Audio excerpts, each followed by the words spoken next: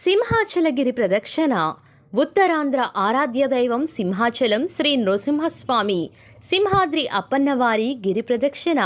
ఆషాఢ శుద్ధ చతుర్దశి అంటే జూలై 9, 2025 బుధవారం సాయంత్రం నుండి ఆషాఢ పౌర్ణమి జూలై 10, 2025న పూర్తవుతుంది సింహాచలగిరి ప్రదక్షిణ.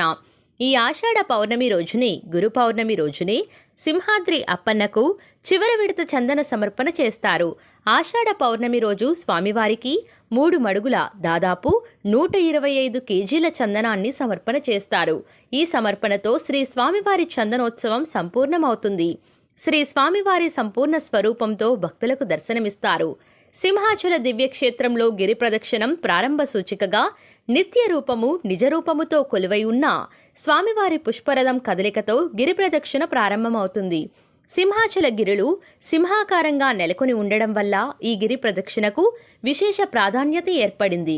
సింహాచల గిరి ప్రదక్షిణం 32 కిలోమీటర్లు ఉంటుంది. ఈ 32 సంఖ్యతో సింహాచల క్షేత్రానికి, సింహాచల స్వామికి విశేష ప్రాధాన్యత ఉందని చెబుతారు పండితులు. భక్త ప్రహ్లాదుని రక్షణకై స్వామి 32 రూపాలలో సాక్షాత్కరించారని, వాటికి ప్రతీకగా సింహాచల క్షేత్రంలో గల బేడ మండపంలో 32 స్తంభాల మండపం, 32 స్వరూపాలు మనకు దర్శనమిస్తాయి. మరియు శ్రీ నృసింహస్వామి వారి మూలమంత్రం 32 అక్షరమాలికతో కూడుకున్నదని చెబుతారు. సింహగిరి ప్రదక్షిణ భూ ప్రదక్షిణతో సమానమని, సింహగిరి ప్రదక్షిణ చేయడం వల్ల భక్తులకు తమ కోరికలు సఫలమవుతాయని ప్రగాఢ విశ్వాసం. సింహాచల దేవస్థానం తొలిమెట్టు తొలి పావంచ నుండి ప్రారంభమై 32 కిలోమీటర్ల సింహగిరుల ప్రదక్షిణం చేసి తిరిగి దేవస్థానం వద్దకు చేరుకోవడంతో శ్రీ స్వామివారి గిరి ప్రదక్షిణ సంపూర్ణమవుతుంది. సింహాచల క్షేత్రం గిరి ప్రదక్షిణలో పాల్గొందాం, స్వామివారి అనుగ్రహం పొందుదాం.